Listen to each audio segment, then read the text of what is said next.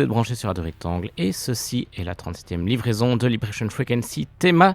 Hugues de Castillo au micro. Et en ce mois d'octobre qui touche à sa fin, c'est une émission consacrée à Electric Citizen que je vous propose. En effet, il y a 2 ans de cela, à l'occasion du Desertfest Antwerp organisé par l'excellente équipe de Métadrone, j'ai eu l'occasion de rencontrer ce groupe et comme l'actualité musicale d'Electric Citizen est riche d'une nouvelle sortie parue il y a quelques semaines sous le nom de Helltown, l'occasion est idéale pour vous partager cette rencontre. Pour démarrer cette émission, on écoutait Beggar's Need, issu du premier album d'Electric Citizen paru en 2014 via l'excellent Riding Easy.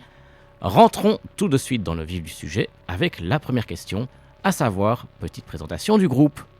I'm Laura from Electric Citizen. I'm here with our guitar player Ross, bass player Randy, and our drummer Nate. We met in 2013, released our first album in 2014, and we just released our second album, Higher Time, this past spring. And I don't think we ever expected to be here right now. Laura Dolan est entourée de Ross Dolan le guitariste, Randy Proctor le bassiste qui a depuis été remplacé par Nick Vogelpohl, le premier bassiste du groupe, ainsi que le batteur Nate Wagner. Ils se sont rencontrés en 2013 et ont fait paraître Sateen, leur premier album en 2014, suivi en 2016 par Higher Time, et ils ne s'attendaient pas à être présents au Desertfest en 2016. On enchaîne tout de suite avec la deuxième question, à savoir comment s'est passée la rencontre avec le label Riding Easy. We had the first album recorded and we didn't really know what to do with it, and I don't know, it was all put together very quickly for fun, just recorded on an 8-track tape, and I don't think any of us had any plans. And a friend of ours introduced our band to Daniel at Riding Easy, and he called us and wanted to sign us, and we liked what he had to say and seemed like a cool label and a cool guy, and so we just went with it. Lorsqu'ils ont enregistré leur premier album, ils ne savaient pas trop quoi en faire. À la base, ça a été enregistré pour le fun sur un 8-pistes et ils n'avaient pas vraiment de plan précis. C'est un ami commun qu'ils aient présenté à Daniel Hall, le boss de Riding Easy. Ce dernier les a appelés et voulait les signer. Et comme cela semblait être un cool label et un cool gars, ce fut le début de l'aventure.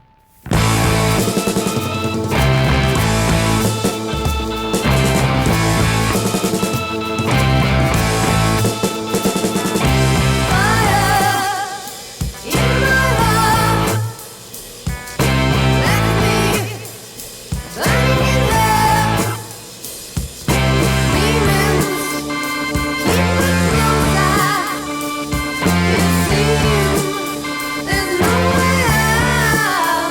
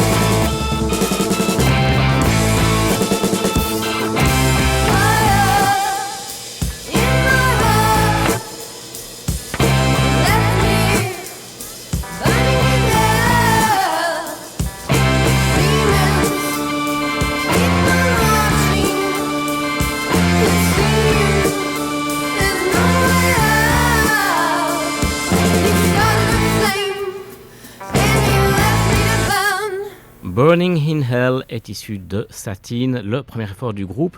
Question suivante. À l'époque, il s'agit de la deuxième tournée européenne après avoir été support de Wolfmother. Ici, c'est en co-headlining avec Salem Spot qu'on avait pu les retrouver. Quelles sont les différences entre ces deux tournées européennes?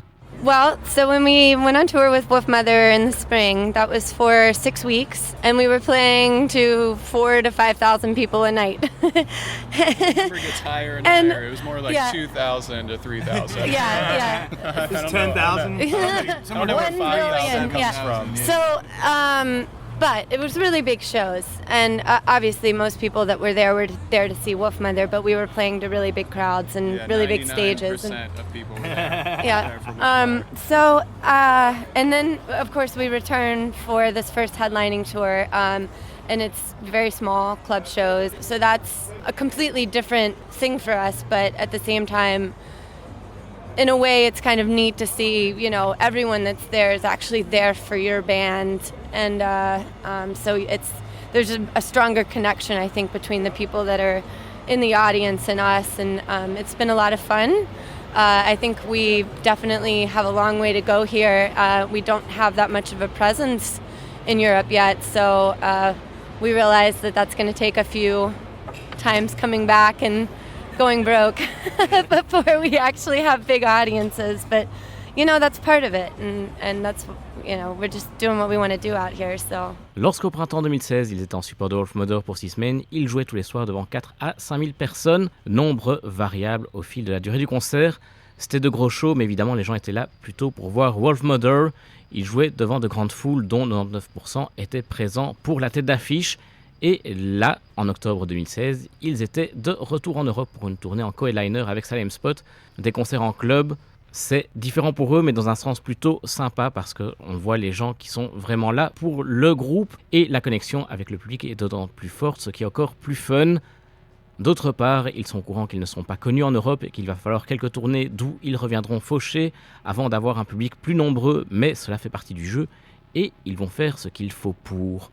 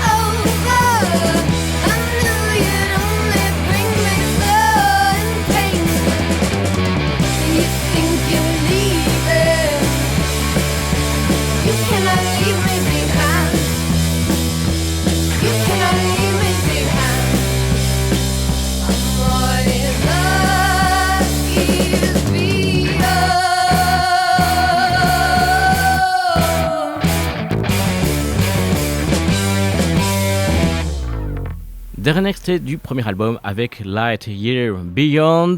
Quatrième question, quid à propos de l'annulation du Roadburn en 2015? Well, we were supposed to go on tour with a band from the United States, and we had everything all set up, and that band ended up breaking up like a month before that tour. And because that band broke up, and it was kind of a co-headlining thing as well, but we were, a very new band at that point, and the whole tour fell apart, and the promoters didn't want to carry on with the shows, and because half of the package was now not coming, and so that left us with no tour to come over here, and it was just too expensive for us to come for just one show. We couldn't afford it, so unfortunately we had to cancel. We were really sad about that because I've looked at Roadburn as one of the best festivals in the world for as long as I've known about it, and so maybe someday we can play it again. En fait, Electric Citizen était supposé partir en tournée avec un groupe américain qui s'est séparé un mois avant le début de la dite tournée qui avait été bookée, vu qu'il s'agissait d'une tournée en co-headlining. Qu'à l'époque, Electric Citizen est un groupe fort jeune, le package proposé s'est vu déforcé et le booker n'a pas pris le risque d'assumer une tournée amputée d'un groupe. Ils se sont retrouvés sans tournée européenne et venir juste pour une date serait revenu bien trop cher. Du coup, ils ont dû annuler le Roadburn et ils en furent très affectés, vu qu'ils ont lu que le Roadburn était le meilleur festival au monde et qu'ils espèrent quand même bien y retourner un jour, qui sait, en avril 2019.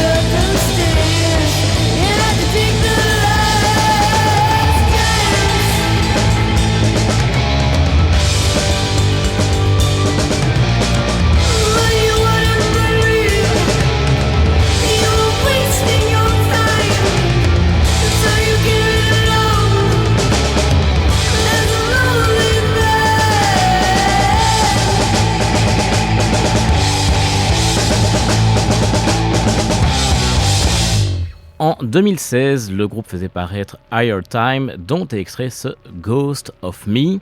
Nouvelle question avec Electric Citizen, d'où vient cette influence 70s dans votre musique?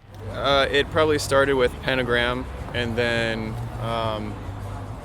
you kind of start digging deeper and deeper with like all the obscurities of like Budgie and other bands, English rock bands.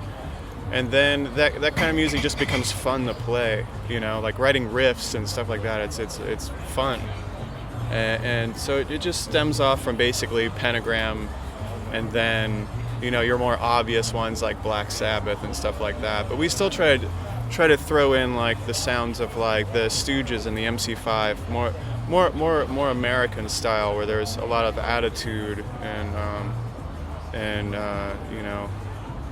yeah. Kind of, almost we're definitely rooted in that heavy 70s kind of proto-metal style music, but for me personally, some of my biggest influences singing-wise are, soul singers or singers from the 60s and psychedelic bands and prog bands, and I'm a really big fan of the Riot Girl movement in the 90s, and so and like T-Rex is one of my favorites, so it goes much further than that for me as far as the singing, and I hope that kind of comes out in different ways, because for me it just kind of switches things up and maybe becomes something that hasn't been heard before.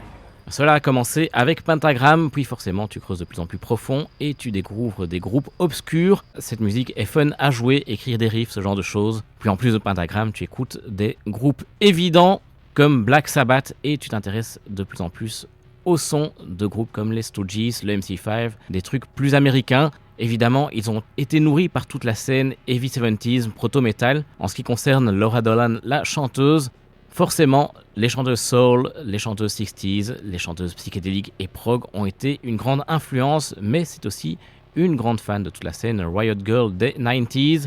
Puis pour elle, T-Rex, le groupe de Mark Bolan, est un de ses groupes préférés. Finalement, c'est un peu toutes ces influences qui font que peut-être ce que Electric Citizen propose est quelque chose qui n'a pas été fait avant.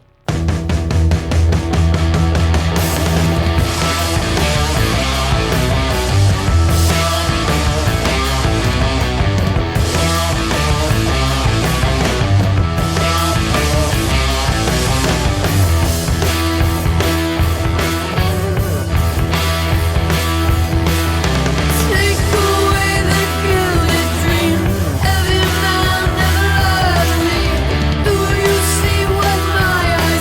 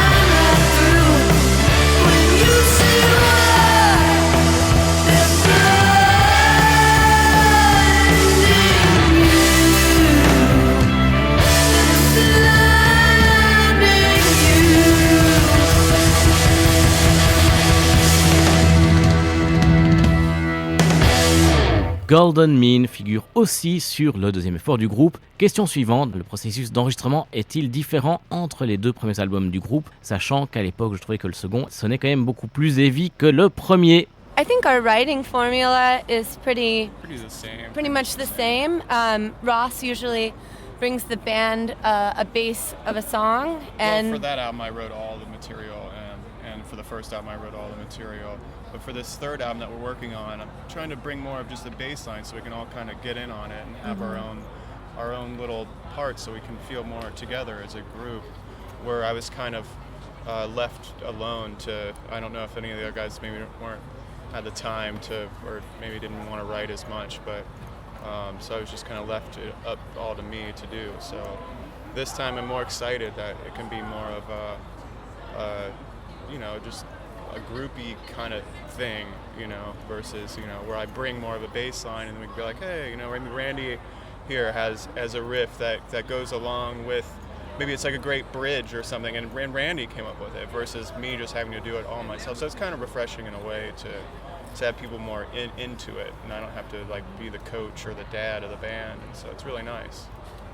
Yeah, and once we have kind of the music written, I'll come in with my melody and lyric, but usually that's something that I kind of take away myself and go to a quiet place and really work on away from the band, and then maybe I'll have the start of something, or maybe I'll sing nonsense over a band practice or two until I get something that I feel really fits. But so it's pretty organic how things come together for us as far as the writing process. And then the recording process, same studio for both albums, same producer. He's a very good friend of ours, but a very well-respected musician and producer as well. He's won a Grammy and worked with Dr. John and all kinds of different artists that we really respect.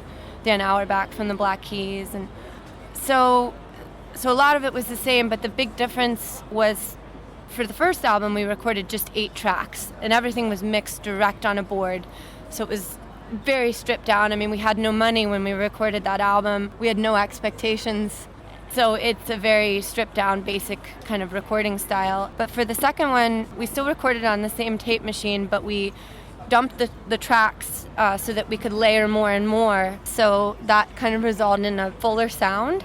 And then we took it to Nashville to Dan Auerbach's studio, where he has all kinds of high-end vintage equipment.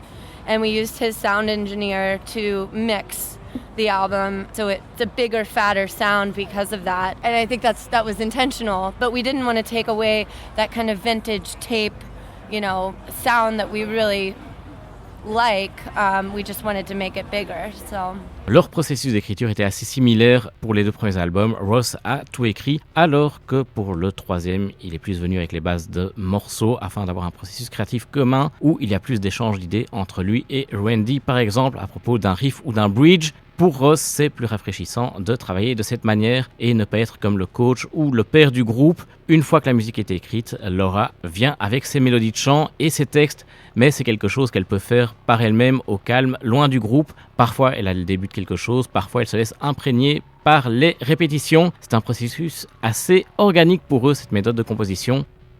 En ce qui concerne l'enregistrement à proprement parler, les deux albums ont été enregistrés dans le même studio par le même ingé son, Brian Olive, qui est un ami proche du groupe, musicien et producteur reconnu qui a gagné un Grammy pour Lockdown, l'album de Dr. Jones, et qui a travaillé avec plein d'artistes différents, dont Dan Auerbach des Black Keys.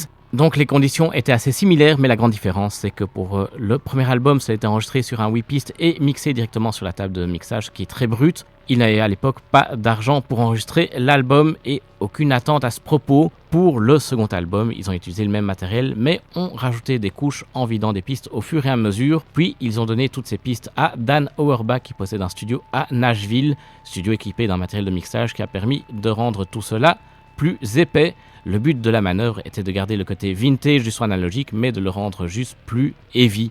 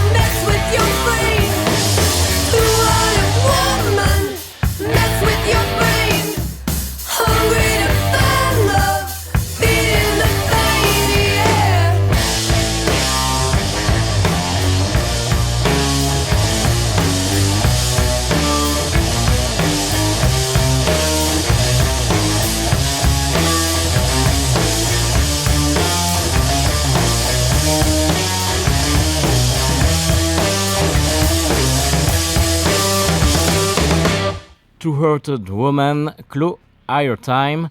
On poursuit cette émission consacrée à Electric Citizen avec une nouvelle question. Vu qu'ils tournent beaucoup, composent-ils leur musique sur la route? Yeah, mainly working at home. Yeah. There's no time to do anything on tour. Yeah.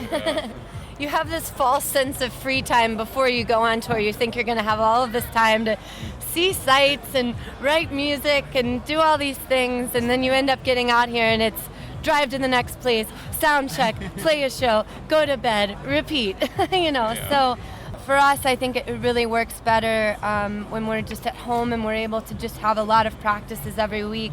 And we had a lot of time off this summer, and we've almost got a third album written at this point, which is great. Like, it was a really nice long stretch of time for us to focus on writing, and I think we're really excited as to where the third album is kind of taking itself. So I don't know when it will finish and when we will record it. That's kind of still to be determined, but it's one of my favorite things to do is the writing. So it was nice to just have time to focus on that this summer. Le groupe compose principalement à la maison, tu n'as pas le temps en tournée, tu as cette fausse impression de temps libre avant de partir en tournée, l'occasion de visiter, écrire des morceaux, ainsi de suite. Mais en fait, la vie de tournée, c'est conduire jusqu'à la salle de concert, faire le soundcheck, faire ton concert, aller dormir, et puis c'est reparti pour un tour. Pour eux, cela fonctionne vraiment mieux quand ils sont à la maison et qu'ils ont l'occasion de beaucoup répéter chaque semaine. Alors à l'été 2016, ils ont eu beaucoup de temps libre et ils ont quasi fini d'écrire leur troisième album, ce qui est plutôt cool parce qu'ils ont pu passer une longue période de temps à se concentrer à l'écriture, un processus d'écriture qui est ce que Laura préfère, bien qu'à l'époque, il n'avait aucune idée de timing au niveau de l'enregistrement et de tout le processus qui suit. Helltown, troisième album du groupe, vient tout juste de sortir et on se plonge dedans avec The Pawn.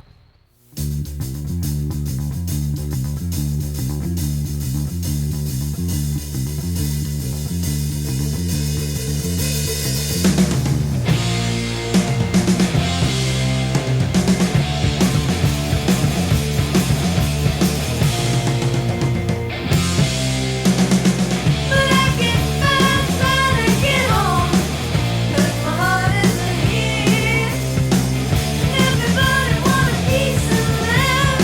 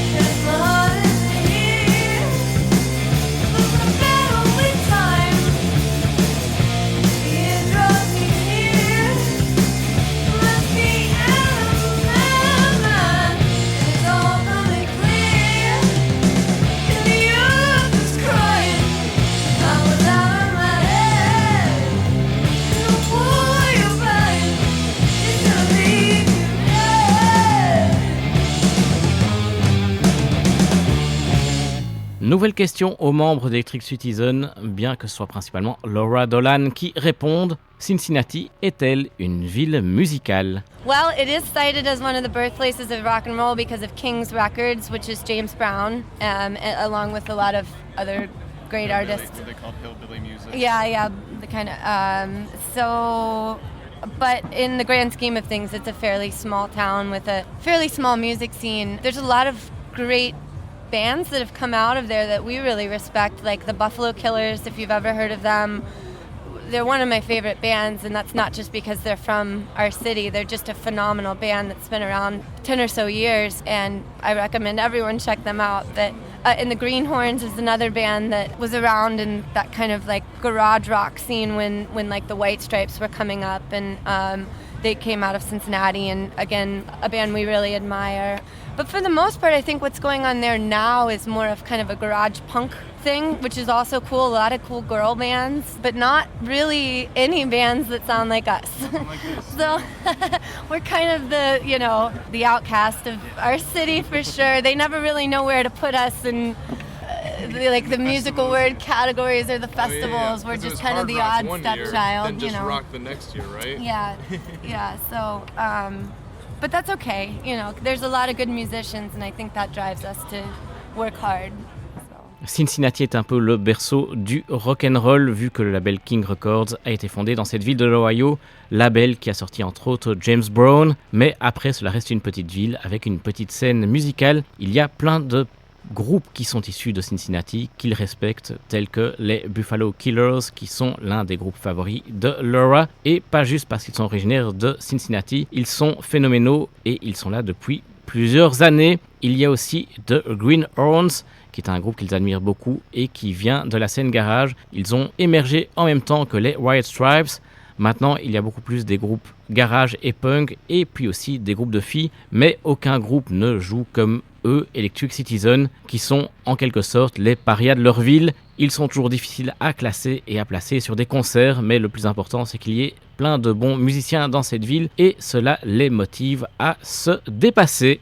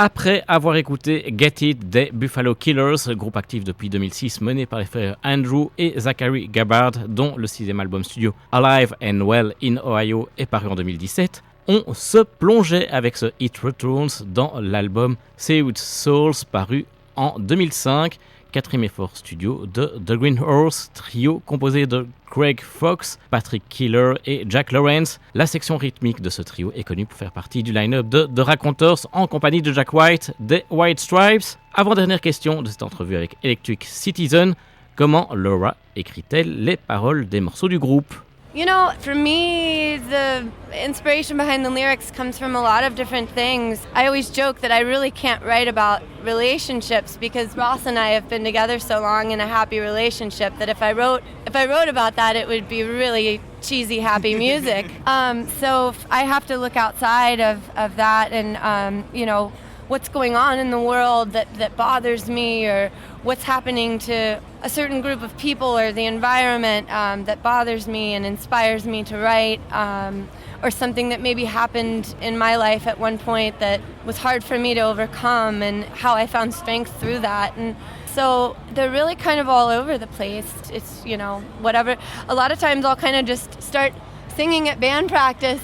This is a common theme. And then, you know, we'll get done with, you know, jamming on a song, and I'll go, I know what this song is about. That happened like 2 Yeah, practices ago. yeah, She like came one of- downstairs. What was it? No One to Call? Is that the one? Yeah, one of our new songs, I figured out the theme of it is Earth has exploded, and we have to go out into outer space and find a new place to live. And it's just exploring that whole theme of what would happen if that was really the case. But, you know, so it's, I don't know, they just kind of come out of thin air sometimes.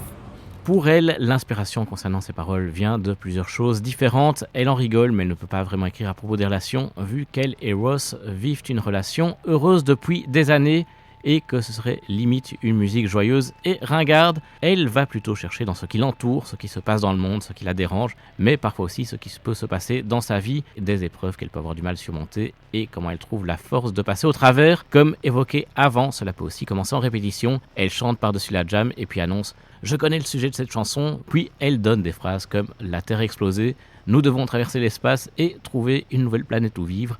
Ils explorent le thème en réfléchissant à ce type de situation, et lorsque l'on voit la pochette de leur nouveau Helltown, on se dit que l'inspiration de cet artwork provient sans doute aussi d'une réflexion de ce genre.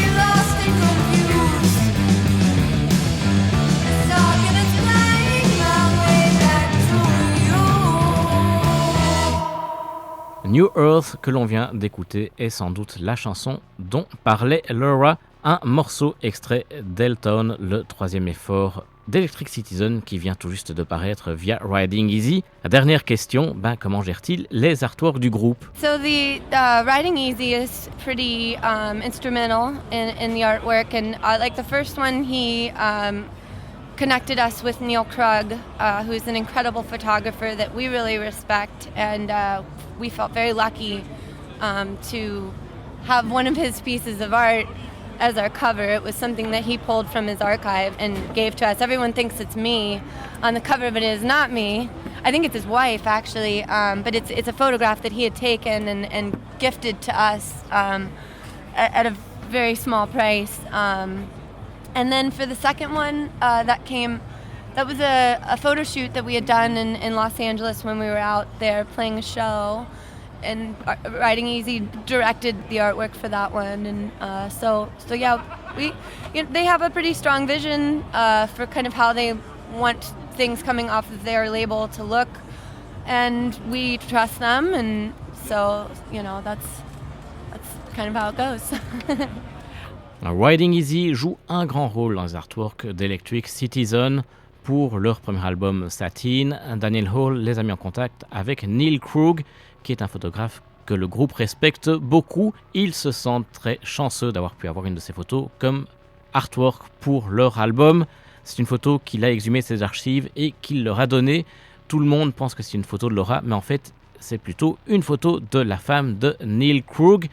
Pour le deuxième album Higher Time, c'est une photo qui vient d'un shooting qui a eu lieu après un concert à Los Angeles. Riding Easy a pris la direction artistique de cette pochette. Daniel a une vision assez forte pour tout ce qui doit transparaître de son label et le groupe lui fait confiance à ce niveau. C'est ainsi que se font les choses pour les artworks d'Electric Citizen. Et c'est avec l'évocation des artworks d'Electric Citizen, sujet qui m'intéresse particulièrement, que l'on se quitte, non sans se plonger une dernière fois dans la discographie du groupe, avec ce Hide It in the Night. On se donne rendez-vous le mois prochain pour de nouvelles aventures sur Radio Rectangle. Merci à Radio Campus Bruxelles pour l'aide technique. Bye bye, bye you.